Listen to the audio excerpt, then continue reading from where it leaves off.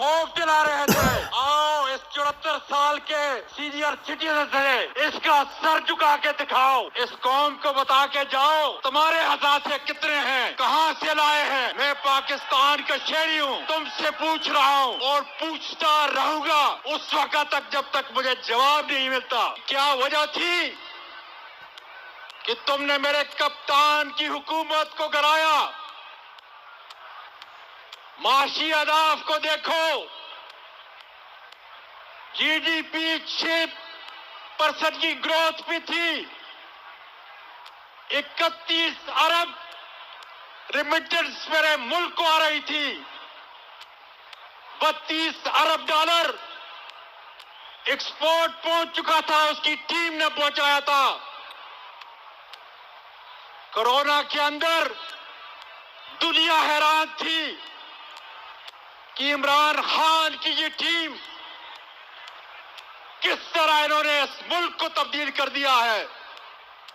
اور پھر regime change کے مرکزی کرداروں، یہ بتاؤ کہ تمہارے پاس میرے کپتان نے شوکت عزیز کو بھیجا اور کہا کہ دیکھو ملک اس کا متحمل نہیں ہو سکتا، معیشت تباہ ہو جائے گی۔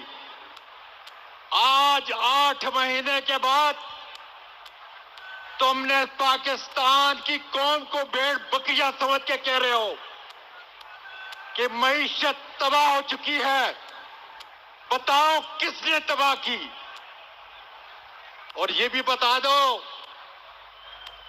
کہ نیب کے قانون کو کس نے ختم کیا؟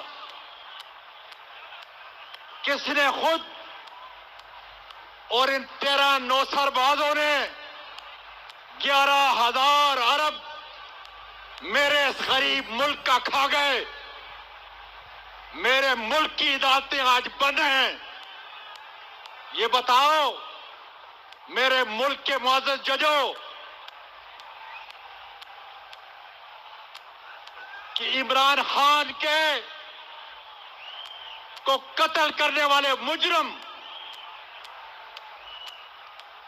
ڈاکٹر شہباز گل کے اوپر تشدد کرنے والے، مجھ پر تشدد کرنے والے، چھوٹا جیسا کردار ہے جنرل فیصل فہیم، ان کے اوپر ایف آئی آر کیوں درج نہیں ہوتی؟ اور جنرل جاتے جاتے تو کہہ گئے کہ تم نے فروری میں یہ فیصلہ کیا کہ اب کوئی ہمارا سیاست کا پاکستان آرمی کا کوئی تعلق نہیں ہوگا، ہم تو پاکستان آرمی کو سلام کرنے والے ہیں۔ لیکن جاتے جاتے یہ بتا جائیے کہ ارشد شریف کو فروری کے بعد کس نے قتل کیا؟ یہ بتا جائیے کہ اعظم سواتی پر تشدد کس نے کیا؟ اور یہ بتا جائیے کہ اس ملک کے محبوب لیڈر عمران خان پر قاتلانہ حملہ کس نے کیا؟ صاحب چند سوال ہیں آپ سے۔ میرے قریب مشرق کے اندر بھارت کا بہت بڑی فوج کا ہمارے دشمن اس کا ایک جنرل پانڈے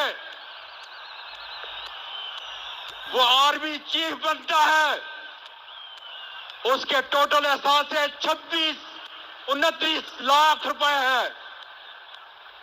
اس قوم کو بتا کے جاؤ کہ تمہارے اثاثے کتنے ہیں، کہاں سے لائے ہیں۔